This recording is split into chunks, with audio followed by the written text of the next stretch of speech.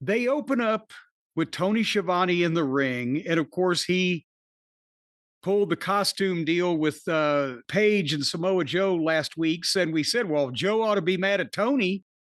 So here comes Joe and Hobbs and Shapoopy. And guess what? Joe's mad at Tony for helping the old switcheroo last week. But Joe is so good. The ominous tone, the delivery, the arrogance of his voice when he's being a heel. Consequences, actions have consequences, Tony, and consequences have come for you. He's a diamond in the middle of this turd. But still, he's the guy that's just turned heel on the world champion and is challenging at the next pay-per-view for the title again after the babyface champion beat him clean the first time. But nevertheless, he's still, I understand, again, having Hobbs, because Hobbs is a project that you could mold still. But with the 6-man title thing and Shibata's there for no reason, and then they have the fake security come in, acting fakely, trying to keep Joe from killing Tony Schiavone. Why not teach these guys? Why not walk through it with them and say, don't act like idiots with your waving your arms in the air with your slack-jawed expressions. No. Act like you're... So then here comes Paige when they all start to attack. And by the way, now Paige has old Sockface on commentary calling it the men's world title. Like we couldn't differentiate with Paige as champion. He might be right. Danielson did it too.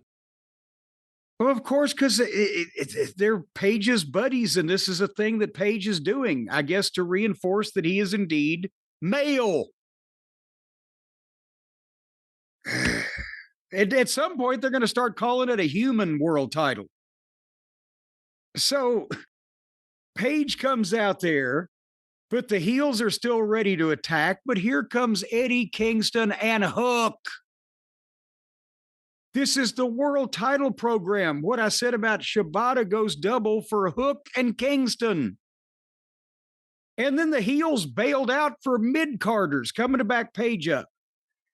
Paige cuts the same promo, growly voice, and then Hook takes the microphone and challenges him for a 6-man tag team title match later on in the show. And Joe, this made Joe mad. And he channeled Ric Flair and agreed to it.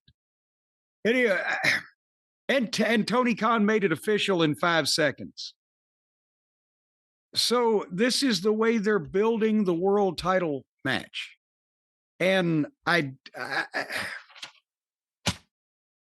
comments, thoughts, suggestions, recipes?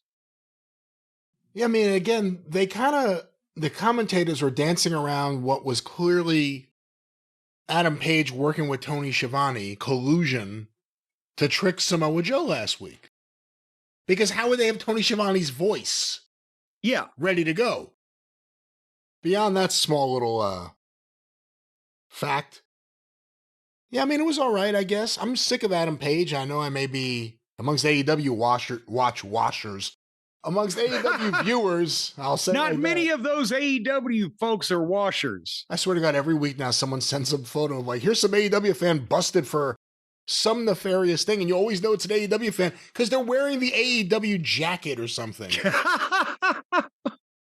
But yeah, I just thought that was the thing that's ridiculous. The fact that in this whole world of this angle, Tony Schiavone was in cahoots, and he got off easy.